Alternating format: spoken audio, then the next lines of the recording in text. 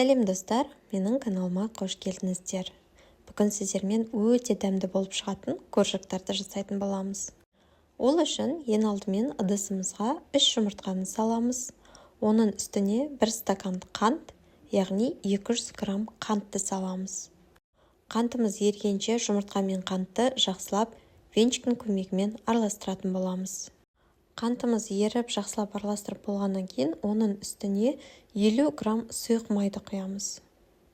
Оның үстіне 70 грамм мед, яғни бал қосамыз. Енді барлығын біркелкі етіп жақсылап араластырып шығамыз. Осы рецепт бойынша міндетті түрде коржық жасап көріңіздер.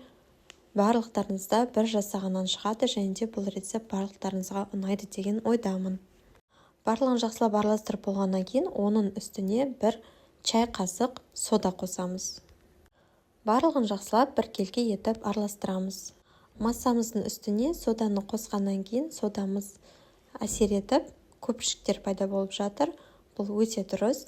Венчиктің көмегімен осылай жақсылап араластыра береміз. Барлығын жақсылап біркелкі араластырып болғаннан кейін оның үстіне ұн қосамыз.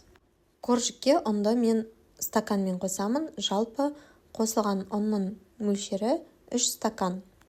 Әр үйдің стаканының көлемі әртүрлі болғандықтан міндетті түрде 1 стакан ұнды қосамыз. Жақсылап қасықтың көмегімен араластырып шығамыз.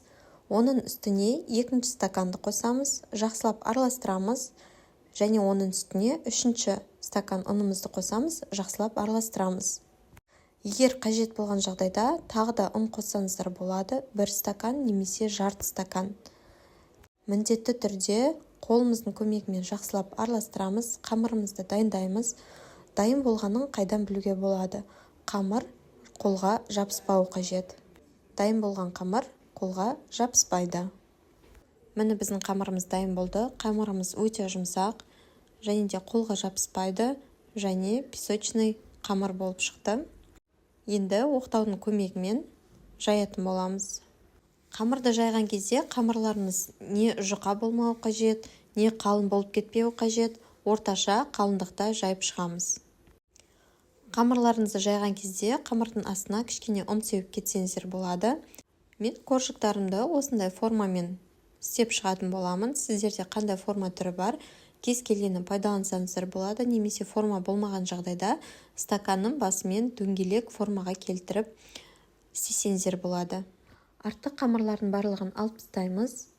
Листің үстіне пергамент қағазын төсейміз, асты күйіп не жабысып қалмас үшін, және оның үстіне коржықтарымыздың барлығын қойып шығамыз.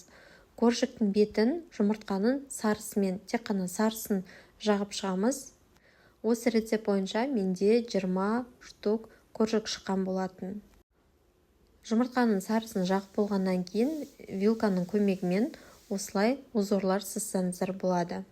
Енді қызып тұрған 180 градус духовкада 10-15 минут көлемінде пісіріп аламыз коржықтарымызды. Әр үйдің духовкасы әртүрлі болғандықтан пісіру уақыты да әртүрлі болуы мүмкін. Мен жалпы 15 минутта пісіріп алдым. Осы рецепт бойынша жасап көріңіздер. Ас болсын!